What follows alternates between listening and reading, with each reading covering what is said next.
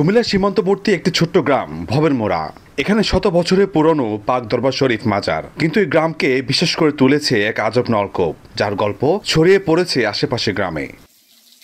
2 যুগ আগে গ্রামের মানুষ পানির জন্য ভুগছিলেন। নলকূপ স্থাপন করা হলে চাপ দেওয়া ছাড়াই সারাদিন রাত অবিরত পানি ঝরতে শুরু করে।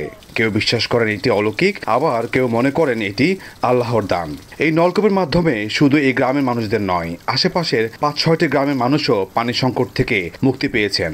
সীমান্ত পেরিয়ে ভারতে ত্রিপুরা থেকে লোকজন আসেন পানি সংগ্রহ করতে। এটা যখন ফিটিং করছে, ফিটিং করার পরে আর কলের আর প্রয়োজন হয় না, ডান্ডাটার আর প্রয়োজন হয় নাকি, আলাতুল ভর্তি আছে করতে গিয়া 24 ঘন্টা এইভাবে দিনটা বছর টু বছর পরে এটা দেখার জন্য বহু লোক বহু ঘন্টায় বহু ঘন্টা বহু লোক আই অনেকে এটা পানি খাইয়া উপকারও পাইছে। এখানে আমাদের এই কলটা ছাড়াও আর 3টা কল এই বাড়িতে ছিল। আশেপাশে আশেপাশে বলতে এখানে 2টা কল ছিল।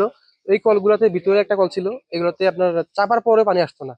এই নলকূপের পানি খালের মাধ্যমে কৃষি জমিতে পৌঁছে যাচ্ছে। খরা মৌসুমেও অন্যান্য এলাকায় যখন মানুষ পানির জন্য হাহাকার করেন, তখন ভবের মোড়া কৃষকরা নিশ্চিতভাবে ফসল সেচ দেন। এটি কেবল পানির উৎস নয়, এটি গ্রামবাসীর জীবনধারার অবিচ্ছেদ্য অংশ।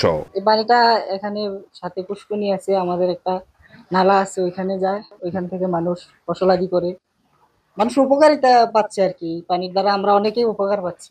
আমাদের সবারই জনগণের সুযোগ সুবিধা হইতেছে। পানি আমাদের টিউবওয়েল করে পানি সাইপও পানি উঠান যায় না, এটাতে আপনার আপনি পানি উঠতেছে, আমাদের নিজে এইভাবে নিয়ে চলতে পারছি, সব চলাফেরা করতে আছে। ভবের মোড়া পাক দরবার শরীফে আসা ভক্তদের বিশ্বাস এ পানি আরোগ্য দান করে। তাই প্রতিদিন মানুষ আসে, কেউ প্রার্থনা করতে, কেউ অলৌকিক দৃশ্য দেখতে। স্থানীয়রা বলেন এটি আল্লাহর বিশেষ প্রদত্ত আশীর্বাদ। এই নিয়তে চান আপনি, এই নিয়তে আপনি, আমি তো আমার কিছুদিন অসুখ গেছে বা 1 বছর, তো পুকুরে গোসল করলে আমি যাত্রাই না, তো এইটা আমি গোসল করতে আসছি বিগত আর যা অনেক বছর ধরে।